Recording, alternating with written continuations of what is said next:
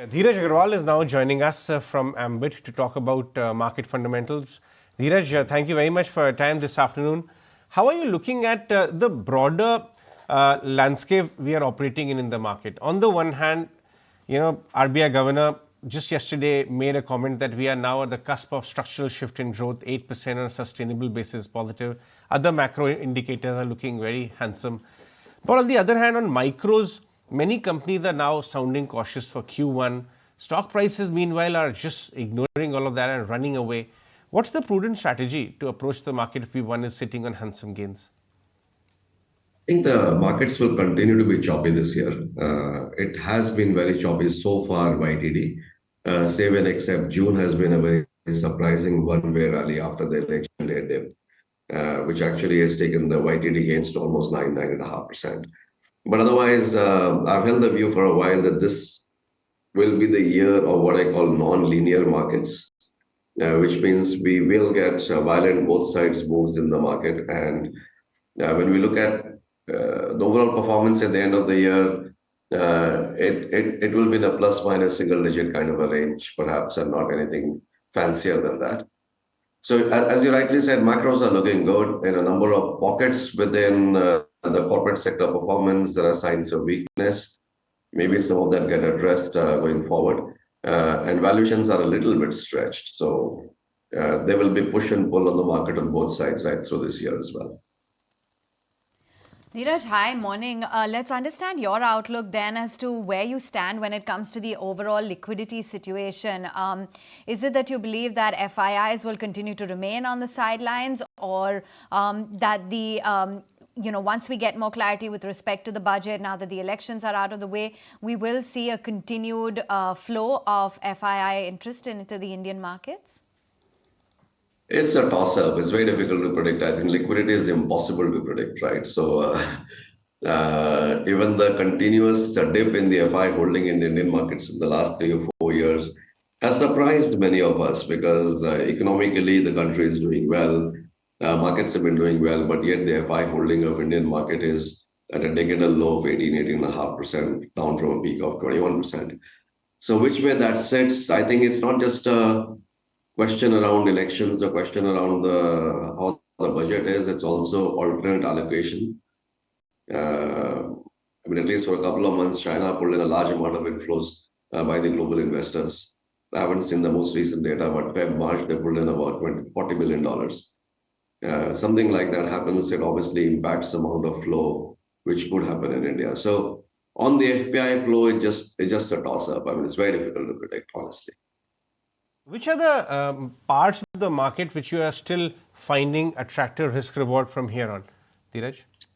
So I've been talking about of late what I broadly say winds of change. There are some signs of winds of change in the last 2 months, which looks like, while one has been fundamentally feeling like that for a while, looks like the money flow is also moving in that direction right now. So one has been feeling for a while that banks, especially the private banks, have underperformed for a prolonged period of time. Valuations have become reasonable. Businesses are doing okay. And that's one segment which could come back into outperformance trajectory. Last 1 week or 2 weeks of moves actually points towards possibility of that happening or getting momentum. So that's one space. The other, not turned around yet, but very interestingly poised could be IT services. That has also underperformed over the last 12 or 18 months. My sense is most of the bad news is priced in. So it probably doesn't get worse from here. Do we get an inflection immediately in the short run, or will we require some more patience for that is a question mark. The third space, which is not a large sector, but medium size, is chemicals. There are some signs of bottoming out there after, again, 2 to 3. So basically, my thinking at this point of time is to focus on sectors which have underperformed in the last 2 or 3 years and be very watchful of signs of turnaround, either in fundamentals or in terms of liquidity flow or both. Yeah, very interesting. Yesterday, I was talking to two agrochemical companies here on the channel. Interestingly, both were talking about how they are witnessing pricing power coming back, demand improvement, and the severity of Chinese dumping actually reducing. And both have actually calling about second half of the year and very hesitatingly talking about decent FY25 prospects. Would you start nibbling in domestic agro focused companies because you are looking at chemicals, or you would go for much more complex guys, SRF, PIs of the world? No, I would. Complex guys probably haven't fully turned around the corner yet. It's pretty close, maybe. But you're right. The agrochemicals and the so-called more commoditized space is looking more interesting at this point of time, relatively speaking. Right. What would you think, Dheeraj, would be, the next big trigger for the equity markets? I know you flagged off that flows are not purely contingent on a lot of fundamental events, but just going by how the markets are currently, where the markets are currently at, what do you think is going to be the next key trigger or triggers?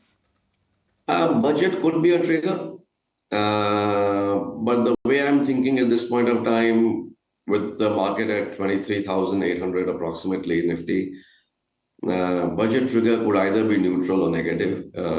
I don't think budget can do anything which can be a meaningfully additional positive trigger from here on, right? Because most of the market expects the government to carry on with the continuation of the whole capex program and policies. There are some expectations that there could be a little bit of consumption boost kind of incentives built into the budget as well after slightly weak performance in the elections. But I don't think, unless there's a huge tilt in that direction, I don't think that'll be a big disappointment as well. So I think around the budget, one should closely watch if the market goes into a little bit of a correction. I want to come back to the point on IT once again, because it is about returns, and where do you see better returns to be made? Some of the guys in the mid-cap IT, which actually cater to a specialized set of services or clients or niches they offer, are actually not slowing down on their growth outlook or even, declared numbers. In fact, they are buying out, companies and stuff like that. The larger ones are much more cautious. Their numbers are not very impressive, but both have undergone corrective phases. Which side would you find more comfort buying into? The market is, last 2 or 3 years, our market has become more retail dominant, right? Obviously, much of the retail money is going into institutions, but somehow the dominance of retail investors in the market and moving or setting the stock price expectations has become very, very powerful. And retail is focusing on one single metric at this point of time, which is growth. So I often call it as a growth chase as well. There's a growth chase in the market. The one metric people are looking for is growth. Sometimes we get confused that the growth is coming at the expense of cash flows, and yet the stock prices are moving up. But that's the nature of the market today. It's somewhat like what it was in the 90s. So as you rightly said, a few mid-cap names, a number of mid-cap smaller names are displaying better growth characteristics as compared to the large caps. And they have done better, and I think they may continue to do better going forward as well. While, as a strategy, you're looking at some of the, underperforming sectors, would there be any other interesting niche plays maybe that you've observed by way of sectors that are interesting outperformers or have the potential to be outperformers in the market?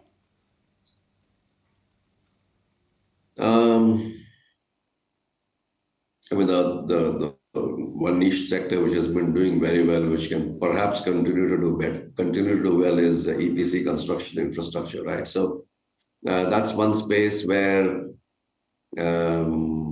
competition really came down after the previous cycle. So in the previous capex cycle of 2003-07, there were a huge number of EPC companies and competing viciously against each other.